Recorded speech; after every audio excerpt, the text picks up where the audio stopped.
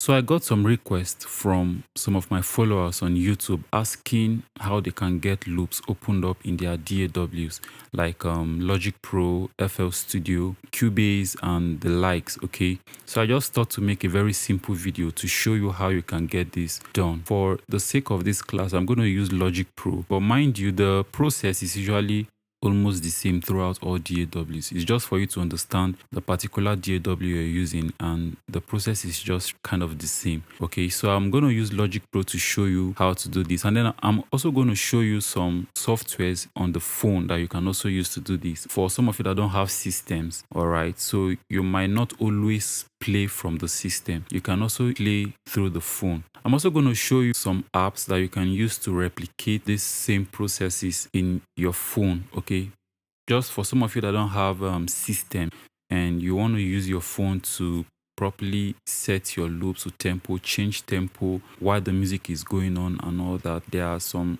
apps in the phone that you can also use to do this, though it's usually easier and safer, using the system to get this done. Okay, so if you can get a system and play through your DAWs, it's more professional, it's more safer than using your phones. Okay, so either ways, for those of you that don't have a system, to use a DAW, I would show you how you can still use this process, to get a reasonable result through some apps that has been made available for your use in phones. Okay, so let's just get started. So the first thing usually is to download the loop. Okay, yeah, you can download the loop. So for those of you that will be going through the YouTube channel, we have some of our loops right now on the website, right? So we can just download the loop through the website. Okay, so we are right on the channel right now. So I'm just going to open up in 10:6/8 worship loop.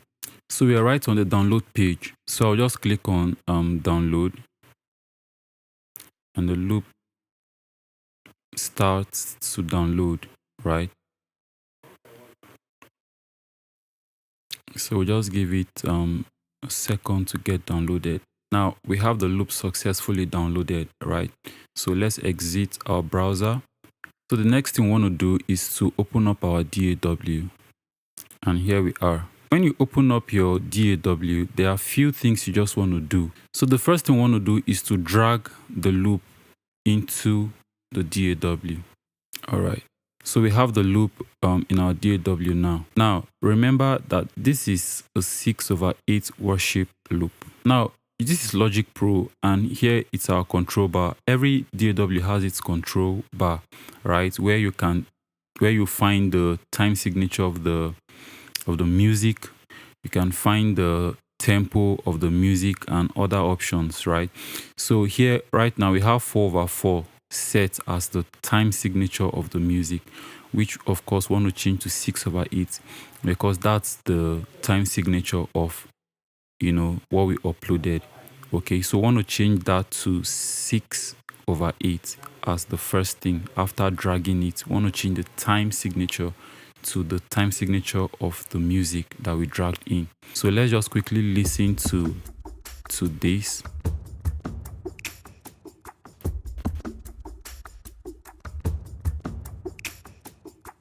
Now the next thing you want to do is to find the tempo of this loop. Okay, you want to find the tempo of this loop. And quickly, why you need to set this to a tempo is because, firstly, you might not want to have the loop this long in your DAW. You might not want to have it this long, this lengthy, right? You just want to have it short, then it loops over and over again. Okay, you just want to have maybe like the first bar of the loop being looped over and over again, like this. 2, 3, and 4. And you want to have this looped over and over again, right? So now, one thing I can do first is to find the endpoint of the first bar and cut out the rest. Now, I'm doing this before setting my tempo.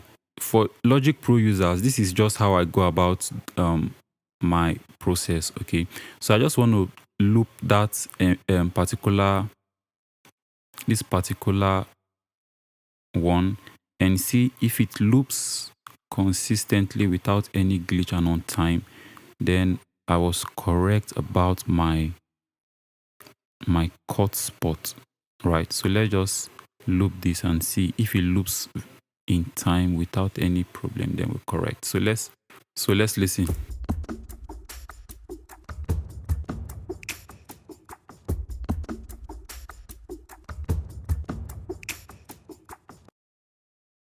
Okay, so I think it's correct. So now the next thing I want to do is to find the tempo. So let's go to the channel and find the tempo for that particular loop. Okay, so intense 6/8 worship loop, the BPM is 75. All right, so let's exit the browser and go back to our DAW. It's where the tempo is written. This place you find 120. Okay, it's the default for Logic Pro. So I'll change it to 75. So let's listen again with the metronome put on, just to be sure that we are syncing. Okay, so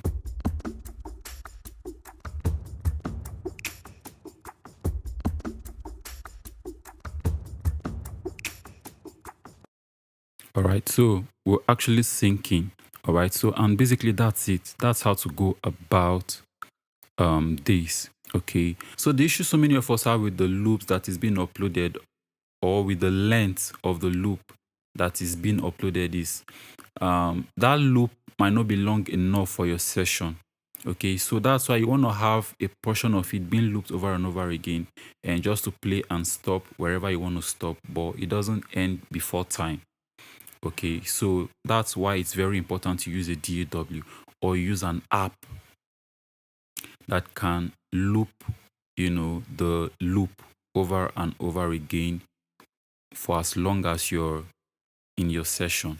Okay, so that's the basic advantage of this process, of this system, and I hope it was very helpful to someone out there.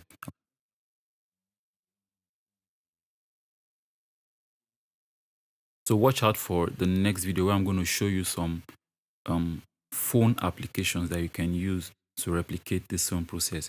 Thank you very much, and bye for now.